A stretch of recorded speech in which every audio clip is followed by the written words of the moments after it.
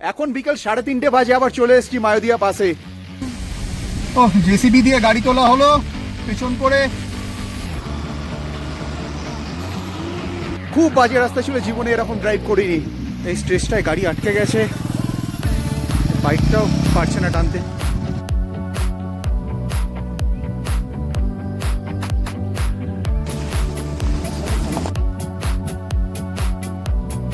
और आपको salute sir.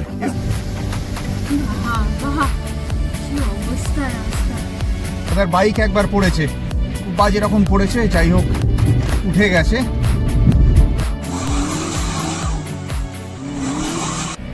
Finally ভালো রাস্তা পেয়েছি একটু। রোয়িং এখনো 16 কিলোমিটার। নমস্কার বন্ধুরা, আনিনি থেকে রিটার্ন করার সময় এই হুন্ডি স্ট্রেচটা ছিল সব থেকে খারাপ স্ট্রেচ। এতটা খারাপ থাকবে আমরা কল্পনাও করতে পারিনি। বৃষ্টি হওয়ার পর রাস্তা বলে কিছু ছিল না। আগের ভিডিওয়ে শেয়ার করেছিলাম এথনি ভিলেজ অব দি জার্নি। আজকের ভিডিওয়ে থাকছে হুন্ডি স্ট্রেচের ভয়ঙ্কর জার্নির ভিডিও।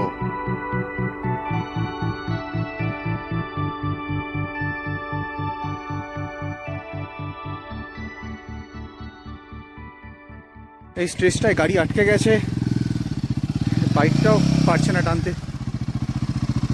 খুব চাপ এই জায়গাটা।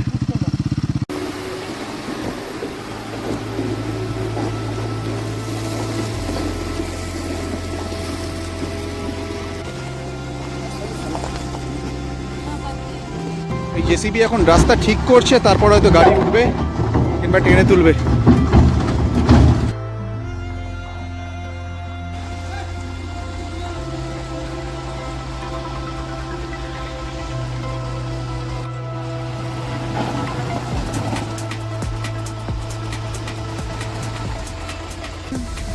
ও জেসিবি দিয়ে গাড়ি তোলা হলো পেছন করে। সবে শুরু, এখনো কত কি আছে দেখতে হবে।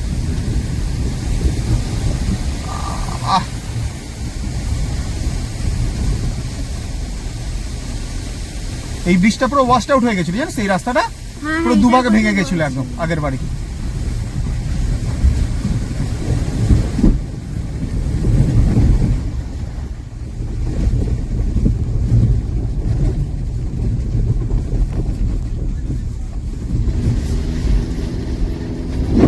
পুরো রাস্তার খুব বাজে কন্ডিশন। আমাদের ব্লুবার্ড ফার্স্ট গিয়ারও খুব স্ট্রাগল করছে। রাস্তার যা কন্ডিশন, গাড়ি যে কোনো মুহূর্তে বসে যেতে পারে। খুব কেয়ারফুলি ড্রাইভ করতে হচ্ছে।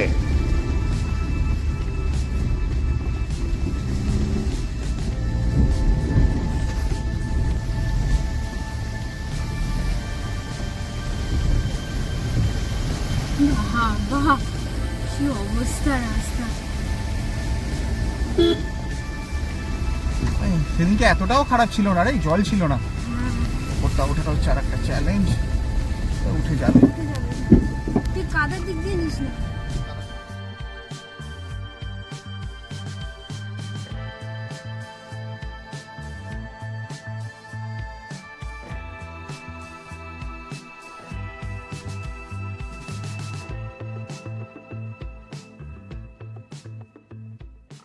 কেন আমরা বলি লর্ড অল্টো, তার রিজন হচ্ছে এটা।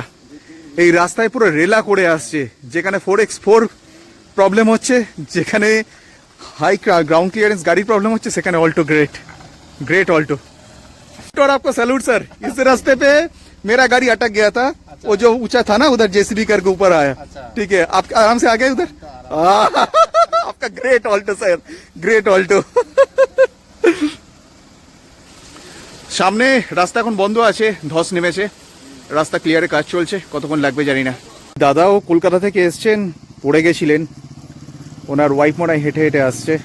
খুব বাজে অবস্থা। ও দাদাটাও এসছে কোন্নগর থেকে। দাদার বাইক একবার পড়েছে, খুব বাজে রকম পড়েছে, যাই হোক উঠে গেছে।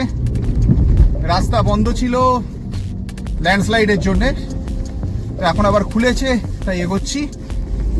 রাস্তা ওয়াশড আউট হয়ে গেছে, রাস্তা ক্লিয়ার করছে, তারপর গাড়ি বেরোতে পারছে। বৃষ্টি হলে খুব চাপ, খুব চাপ।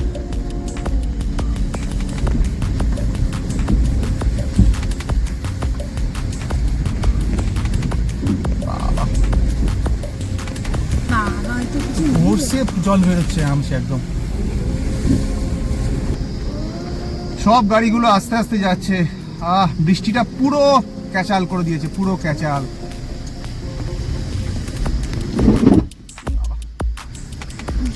চাকা ছিল।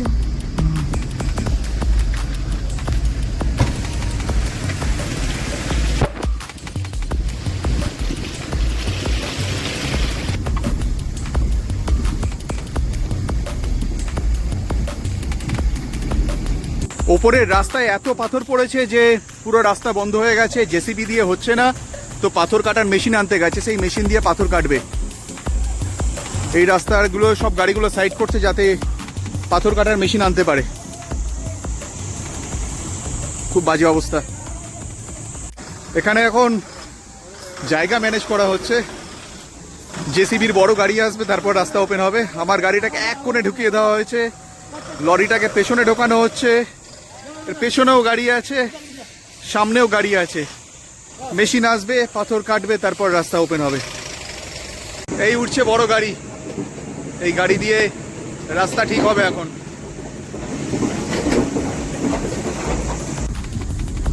এসিবি আছে আর কি চিন্তা তো। এখান থেকে পুরো রাস্তা বন্ধ ছিল, এখান থেকে বিশাল বড়। ওই সামনে থেকে পুরো, চল না গেলেই দেখতে পাবি।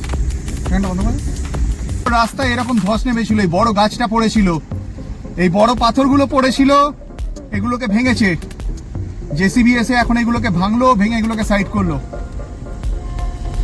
তারপর গাড়ি যেতে পারছে।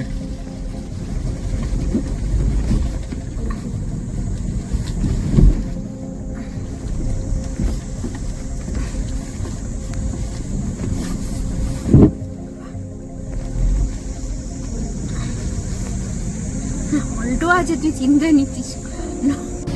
বাহ, জলে জলময় একটা জায়গা। ওদিকে না রাস্তা বন্ধ করে দিয়েছে মনে হয়, হবে হয়তো। সরু রাস্তা না।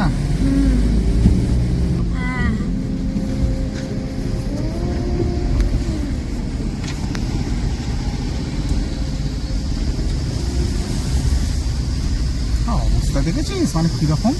সব নামছে হুড়মুড়িয়ে জলগুলো। হুল্লি ঢোকার আগে এই স্ট্রেচটা হচ্ছে সব থেকে ডেঞ্জারাস স্ট্রেচ। বৃষ্টি হয়ে রাস্তা আরো খারাপ হয়ে গেছে। যাবার দিন আমাদের কোনো প্রবলেম হয়নি, তবে ফেরার পথে এখন যথেষ্ট বেগ পেতে হচ্ছে।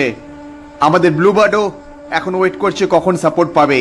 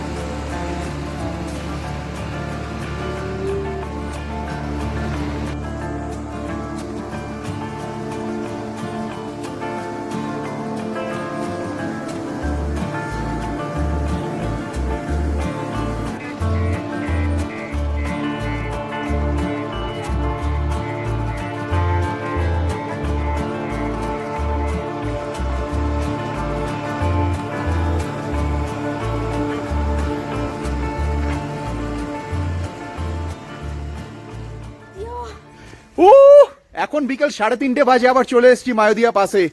খুব বাজে রাস্তা ছিল, জীবনে এরকম ড্রাইভ করিনি। আমার গাড়ি খুব স্মুথলি এসছে, দুটো জায়গায় আটকে ছিল, একটা জায়গায় জেসিবি দিয়ে টেনেছে, আর একটা জায়গায় 6-7 জন মিলে ঠেলেছে, গাড়ি উঠে গেছে। কিয়া সেলটস আটকেছে, স্করপিও আটকেছে, ইনোভা আটকেছে, একটা স্করপিও জাম্প, লরি আটকেছে, জেসিবি দিয়ে টানতে হয়েছে। জেসিবি দিয়ে টেনেও মানে জেসিবি উঠে যাচ্ছে, লরি উঠছে না, এরকম অবস্থা।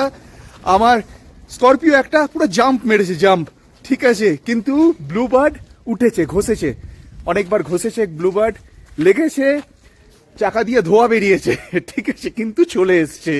মানে সুপার, মানে 48 আওয়ার্স কন্টিনিউ রেন, তারপরে রাস্তার যে কন্ডিশন সেটা যদি কেউ না দেখে বুঝতে পারবে না। লাদাখ, স্পিটি, সিকিম সব ফেল, মানে ডেঞ্জারাস রাস্তা। প্রচুর জায়গায় ধস নেমে গাছ উপড়ে পড়ে গেছে, মানে পাথরের পর পাথর, বোল্ডার, সমস্ত কিছু। বাট হোপফুলি আমরা ফিরে এসেছি, ঠিক আছে। Super journey. আজকে চলে যাব তিনসুকিয়া। আনিনির রাস্তার এতটাই খারাপ অবস্থা, এই সামনে লরিটায় একটা ইয়ন ঢুকে আছে, গাড়ি খারাপ হয়ে গেছে, ওকে আনিনি থেকে রোয়িং অফ দিয়ে লরিতে করে নিয়ে যাচ্ছে, এতটা খারাপ কন্ডিশন। ঠিক সন্ধে আবার আগে এরকম একটা ভিউ দেখতে পাচ্ছি মায়াদিয়া পাস থেকে।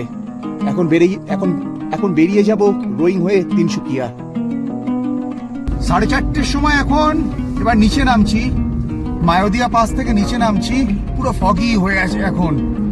এখনো মোটামুটি রোয়িং কতক্ষণ বল, 1 ঘন্টা 1.5 ঘন্টা, অ্যারাউন্ড 60 কিলোমিটার এখনো, 1-1.5 ঘন্টা লাগবে। তবে এখানে রাস্তাটা ভালো, এই যে একটু সুবিধা।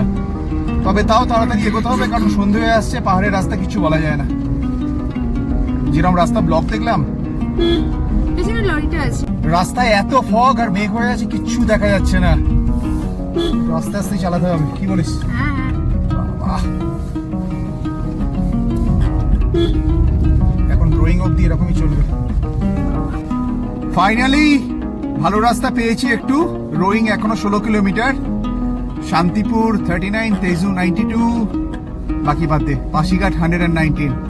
তো আমরা অন্ধকার হয়ে গেছে পুরো। ফার্স্টে রোয়িং এ যাব, পেট্রোলের দাম অরুণাচলে কম, পেট্রোল ভরবো, তারপর ডিসিশন নেব যে কোথায় প্ল্যান আছে। রোয়িং এ থাকবো না কোথায় বল, তিনসুকিয়া। তিনসুকিয়াতে থাকবো।